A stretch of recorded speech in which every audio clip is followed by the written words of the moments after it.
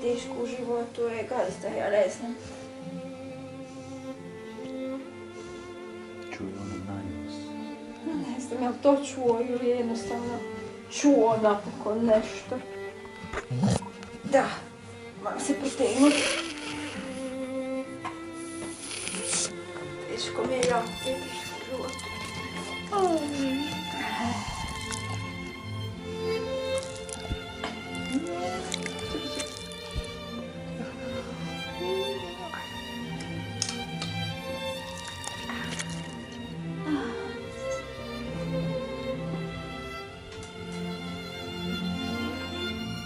Se sad okrenut malo sam se ukočio.